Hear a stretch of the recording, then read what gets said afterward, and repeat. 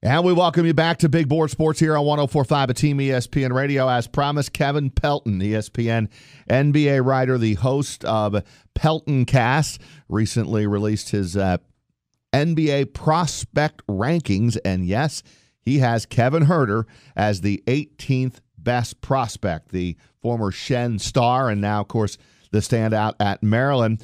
Thanks for a few minutes, Kevin. We appreciate it. Let's start with, how did you arrive at the decision to put Huerter in the top 20? Yeah, and these rankings include everyone who's potentially eligible in the college ranks for the draft, not specifically looking at who's likely to enter this year's draft or not. Although obviously by the time you get up to 18th, most of the time players are entering. And there's a couple of different elements in these projections. The first is kind of a statistical-only projection, which translates what players have done in college to kind of the equivalent performance in the NBA. There's also a factor to kind of regress outlier performances to the mean, and then you add in a player's age and get a projection for how much value they'd be expected to contribute over the next 5 seasons in the NBA. And then the other factor I include in here is also where they rank in the Draft Express.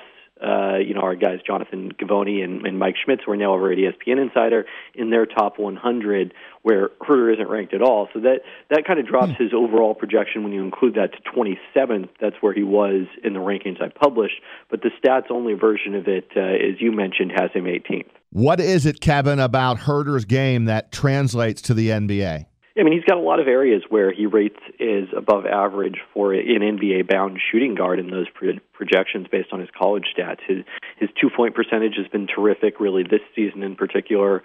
Obviously, as well as he shoots it and as frequently as he shoots it from three-point range makes him an ideal fit in the modern NBA, as you sort of alluded to earlier. And then the fact that his assist rate and block rates are really good for a shooting guard.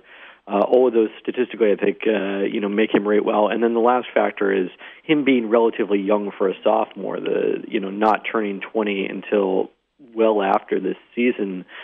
Age is a big factor in these projections, and that helps him quite a bit because, you compare him in terms of age, he's similar to a lot of the one-and-done guys in this year's draft class who, are much higher touted. I mean, he's a little younger, for example, than DeAndre Ayton, who might be the number one pick. Kevin Pelton with us here on Big Board Sports 104.5 The Team. ESPN Radio writes about the NBA for ESPN. He's a co-host of the Pelton Cast, and you can check him out on Twitter at KPelton.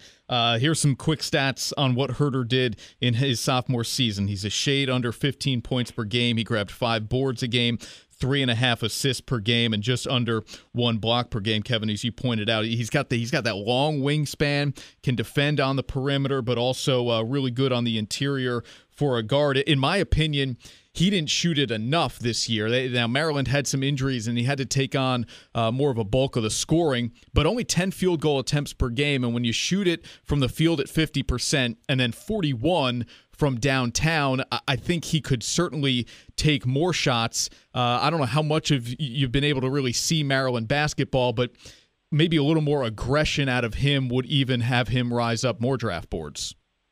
Yeah, and certainly if the team was more successful as a result of it, I think that would help his chances as well. He's not getting the advantage of being able to showcase his skills in March while many of the other top prospects are. So that's a big part of it. I think I caught one Maryland game after I started, saw how well he projected, and everything kind of translated in terms of what I saw out there. But definitely not that score-first mentality from him. And I think that's okay from an NBA perspective because that's not going to be his role in the NBA. You're going to probably be thinking of him more as that 3-and-D type role player who, if he can hit open shots and defend multiple positions with his size, then it's probably a long NBA career for him. One player fans, Kevin, here in the Capital Region would have liked to have seen last longer in the NBA is Jimmer Fredette, and we keep hearing, Jimmer couldn't stick. Why is Huerter different? Yeah, I mean, I think it gets back to what I was just saying about the role for Huerter in the NBA, how he kind of fits into that spot. that was always the challenge with Jimmer. He needs the ball in his hands to be really effective, even though he's a capable catch-and-shoot option, and he just wasn't quite good enough in that role to justify building your entire offense around him. And there's kind of this whole class of players like that nowadays, especially, you see it often in the NBA with guys who were stars but slip a little bit, and then it becomes tough for them to find a role. Derrick Rose, who just recently signed with Minnesota after getting waived by the Jazz, is kind of another example of that. Obviously not the kind of shooter that Jimmer is. And a lot of these players end up, I think, having more success when they go overseas, particularly in China, which, they're looking for their imported players to just be able to put points on the board, which is not necessarily the skill that NBA teams are looking for in their 9th, 10th, 11th guys. And while we have you, Kevin, let's go around the NBA just a little bit here. What is the future, in your opinion, of LeBron James, and where are the Cavs as a title contender this season? Yeah, there's still a major question mark. A disappointing performance for them on over the weekend in L.A., losing to both the Clippers and the Lakers, and we saw the same kind of defensive woes that were a problem for them before they made all these trades at the deadline. And, Larry Nance has helped quite a bit. He's been terrific.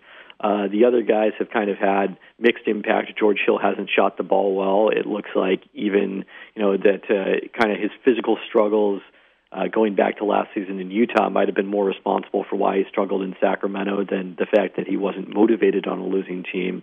Rodney Hood's still dealing with injuries like he was in Utah, and then Jordan Clarkson, has had some good moments as a shooter, but up and down, which is what you'd expect from a player like him. So, there's still a lot of question marks about this team. And in fairness, we haven't seen this new group with Kevin Love, who's yet to get back in the lineup after his injury. So, that could change the look of this quite a bit. But this is certainly the most vulnerable the Cavaliers have looked going into the playoffs since they got LeBron James back.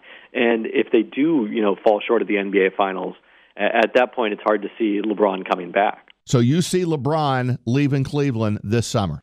I think that's the most likely scenario at this point. Yeah, it just feels like a lot of the groundwork has been laid for that with his frustration with the Cavaliers organization, with Kyrie Irving's departure. It seems like there's a lot of smoke there, and there's probably fire. Okay, out west, the Rockets are in first place. Are they a real threat, though, come playoff time to keeping the Warriors out of the finals? Absolutely. I think that they will be the toughest team, if they're healthy, that the Warriors have faced in the stretch. And that includes the Cleveland team that beat them in the NBA Finals when Steph Curry was limited by coming off his injury, and they didn't yet have Kevin Durant. Everyone knows offensively how potent they are with James Harden and Chris Paul and all the three-point shooting around them, but what's really been impressive this season is how much they've improved defensively, have a lot of versatile, interchangeable defenders, switch most pick and rolls, and that's something that has tended to give the Warriors some trouble in the past. Kevin Durant is sort of their switch neutralizer because he's so good against smaller defenders.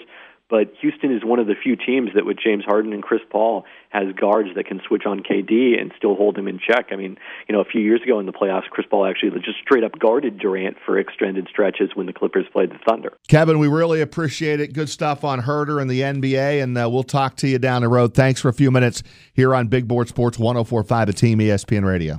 Yeah, thanks for having me.